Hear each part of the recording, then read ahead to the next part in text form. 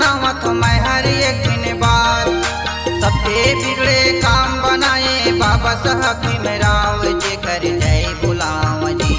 जय हो भीम बाबा संविधान के तय राजा तोरे जय बोलाओ जी। जय हो भीम बाबा संविधान के तय राजा तोरे जय बोलाओ जी। सुन संगवारी तोला बतावत मैं हर एक दिन बात। सुन संगवारी तोला सुनावत मैं हर एक दिन बात।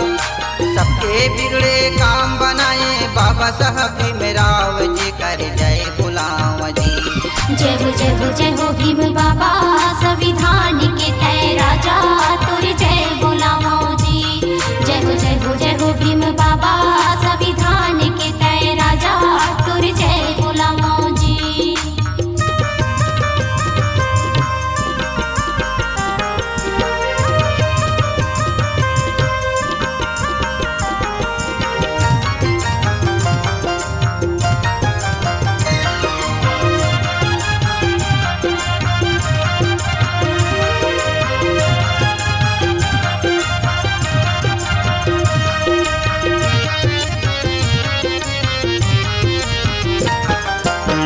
संगी मोरे बात औ कहना आला मोरे मान औ कहना आला मोरे मान।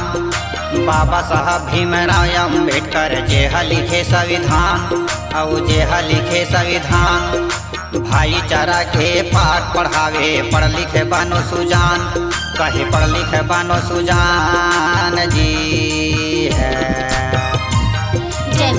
जय हो भीम बाबा संविधान के तय राजा तोरे जय बोलाओ जी। जय हो भीम बाबा संविधान के तय राजा तोरे जय बोलाओ जी।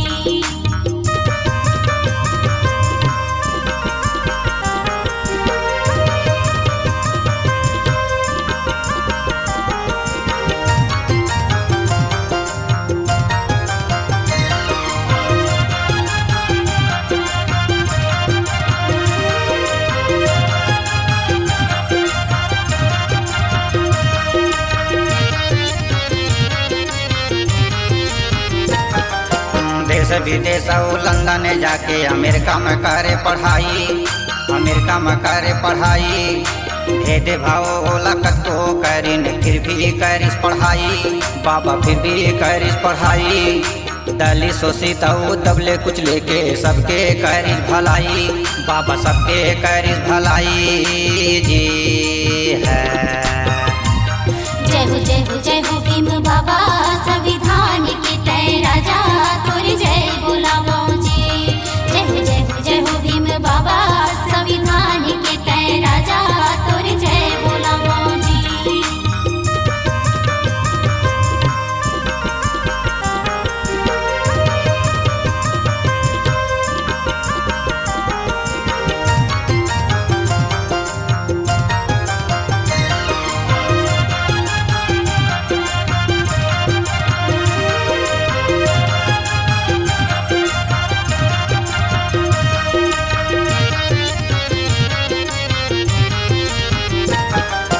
क्रांतिकारी के बिरसा मुंडा जनजाति नेता कहाय और जनजाति नेता कहाय। छत्रपति साहू जी महाराज नारी सम्मान दिलाए और नारी सम्मान दिलाए। गौतम बुद्ध तथागत बुद्ध सबके गुरु कहाय।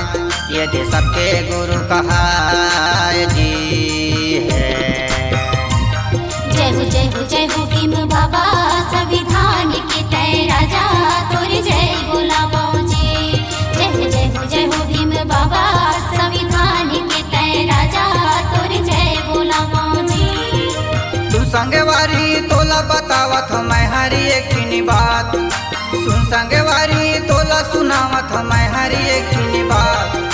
सबके बिगड़े काम बनाए बाबा साहब भीमराव जी कर जय गुलाम जी। जय हो भीम बाबा संविधान के तय राजा तोरे जय बोलाओ जी। जय हो भीम बाबा संविधान के तय राजा तोरे जय बोलाओ जी। जय हो भीम बाबा संविधान के तय राजा तोरे जय गुलाम जी। जय